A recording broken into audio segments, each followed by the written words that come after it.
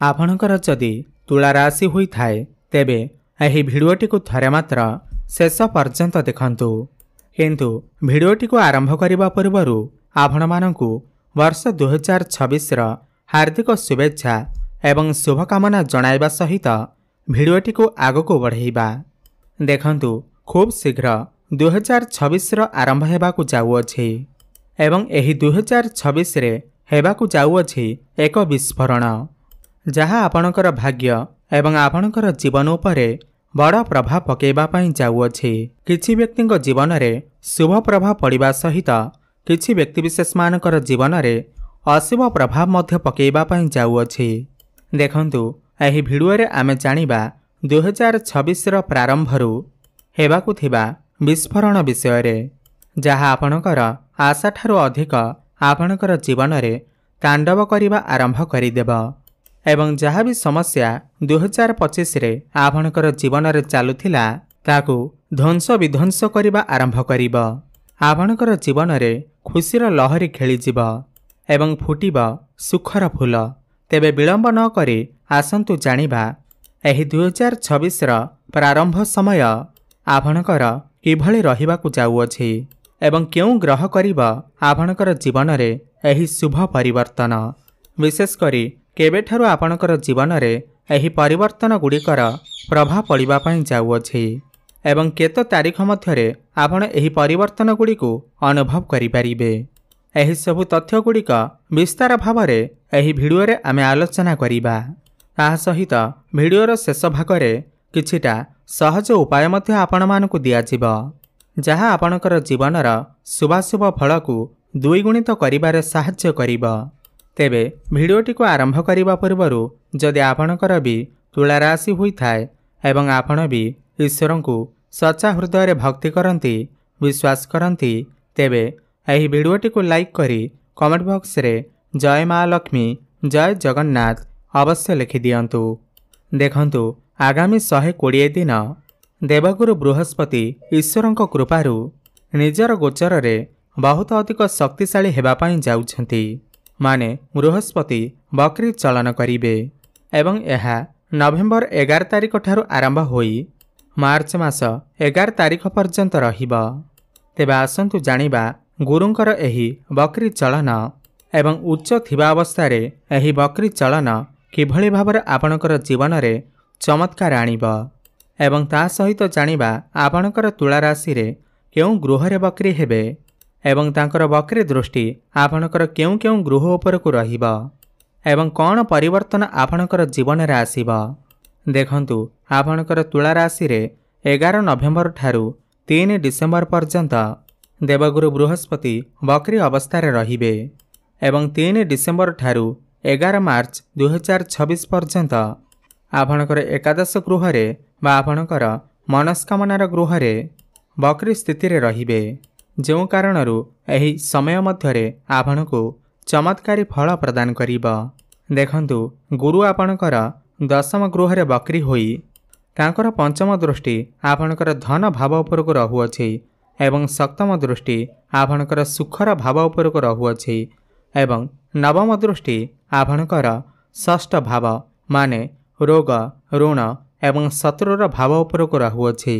सबु परे देखंतु आपणकर दशम भाव हेउछि कर्मक्षेत्र बा क्यारियर भाव एवं कर्मक्षेत्र रे गुरुंकर प्रवेश करिबा एवं गुरु उच्च अवस्था रे रहिबा एवं सेठारे बकरी अवस्था रे रहिबा आपणकर कर्मक्षेत्र को बहुत अधिक प्रभावित करिबा। जो तुला राशि व्यक्तिविशेष माने चाकरीर संधान रे अछंती दीर्घ दिन धरी चाकरीर अपेक्षा रे अछंती दीर्घ दिन धरी आपण चाकरी पई चेष्टा करूछंती बहुत लोक आपण को कथा देई मध्य आपण को ठकुथिले आपण को चाकरीटी मिली पारु नथिला एवं गोटे चाकरी पाइबा पई आपण बहुत अधिक बाधा विघ्नर सामना करुथिले। तेबे आपण को एही समय मध्यरे निश्चिंत भावरे चाकरीटी प्राप्ति होई जिबा।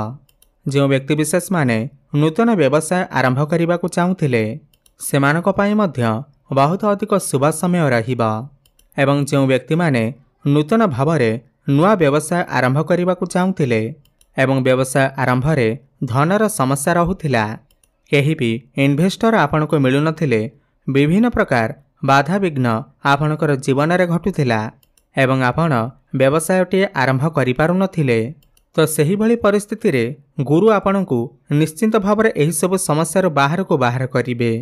सबुठार बड़ कथा है आपणक विरुद्ध रे जो आलिगेशन लागिथिला सही सब परिस्थिति आपण निश्चिंत भाव में सफलता पाइबे। देखंतु आगामी यही 120 दिन मध्य गुरुंकर बकरी चलन अवस्था आपण आपणकर प्रमोशन मत देखिपारे। आपणकर सालारी मत वृद्धि होई पारे किंवा चाकरी रे ट्रांसफर मत होई पारे। कौन से एमएनसी कंपनी रे जॉब ऑफर मत आसीपारे एवं उच्च अधिकारी जो आपणकर ट्रांसफर एवं प्रमोशन को अटकाई थिले आपणक सहित पछरे राजनीति करुथिले एवं केही भी आपणक विरुद्ध रे षडयंत्र करुथिला सेथिरे मध्य आपण बड़े परिवर्तन देखिबा को पाइबे। आपणकर शत्रु माने मध्य वर्तमान आपणकर मित्र बनि जिवे एवं आपणकर कर्मक्षेत्र रे आपणको सम्मानित करा जाई पारे। मान सम्मान बढ़िबा एवं जदि आपण सरकारी चाकरीर अपेक्षा करथिले तो यही समय मध्यरे आपणको निश्चिंत भाव सरकारी चाकरीटिए मध्य प्राप्ति हेबा। एहा परे आउ गोटे बड़ कथा यह अटे कि गुरुंकर पंचम दृष्टि आपणकर धन भाव उपरको रहुअछि लक्ष्मीकर गृह उपरको रहुअछि। आपणकर जहाँ भी किछि धार करज अछि आपण ऋणर मायाजाल रे फसी रहिछंती तो से सबु को आपण सुझिबारे सक्षम हेबे। आपणकर जहाँ भी आर्थिक समस्या थिला ताहा सब दूर हेबा। पारिवारिक सुख आपनको प्राप्ति हेबा। घर परिवार रे हस खुशीर लहरी लगी रहिबा। घर को कोनोसी नूतन अतिथि मध्य आसी पारंती। एही समय आपणकर बाणी रे मधुरता आसीबा। लोकमाने आपणकर कथावार्ता द्वारा आपणक आड़क आकर्षित हेबे। आर्थिक समस्या दूर हेबा सहित आपणकर बैंक बैलेंस मत बढ़िबा। आपण निजे देखिबे पूर्व अपेक्षा आपणकर आय रे वृद्धि हेबाकु लागिबा एवं जदि आपण किछि प्रॉपर्टी बिक्री करने को चाहूले एवं सेतिरे आपण बहुत अधिक डिस्प्यूट देखिबाकु पाउथिले एवं आपण प्रॉपर्टी बिक्री करि पारु नथिले सही प्रॉपर्टी मध्य आपणकर बहुत सहजरे बिक्री होई जिबा। आपण एही समय रे नूतन प्रॉपर्टी किछि किनि पारंती। नूतन जानवाहन किंबा नूतन गृह मध्य निर्माण करि पारंती। गुरुंकर सप्तम दृष्टि चतुर्थ भाव माने सुखर भाव उपर रहुअछि तो आपणको समस्त सुख प्राप्ति हेबा। माँकर स्वास्थ्य जदि किछि समस्या थिला ताहा मध्य दूर होई जिबा। आपणकर सुख सुविधार वृद्धि हेबा सहित आपण एही समय रे पैसा किछि सेविंग्स करिबा आरंभ करिवे। एही समय रे माँक सहित आपणकर संपर्क बहुत अधिक भल रहिबा। सबुठार बड़ कथा हैला गुरुंकर नवम दृष्टि आपणकर रोग ऋण एवं शत्रुकर गृह उपरको रहुअछि। जेहेतु गुरुंकर शुभ दृष्टि पड़िबाकु जाउअछि आपणकर जे भी किछि शत्रु थिले जी आपणकर किछि क्षति करबाकु चाहुतिले से आपे आपे आपणको ठारे दूरेई जिवे एवं ताहा सहित आपणकर जे भी सबु गुप्त शत्रु माने रहिथिले जो मानको आपण जानि पारु नथिले आपणक विरुद्ध रे शत्रुता करुथिले सही व्यक्ति मानकु आपण एही समय रे चिन्हि पारिबे। आपण शत्रु मानकु चिन्हट करिबा सहित सेमानकु परास्त करबाकु मध्य आरंभ करिवे। जदि आपण किछि लोन करबाकु चाहुतिले किछि प्रॉपर्टी किनिबा पाई नूतन व्यवसाय आरंभ करिबा पाई तो एही समय मध्य रे आपनको बहुत सहजरे लोन मध्य प्राप्ति होई जिबा। देखंतु 3 डिसेम्बर दिन गुरु आपणकर एकादश भाव को आसुछंती।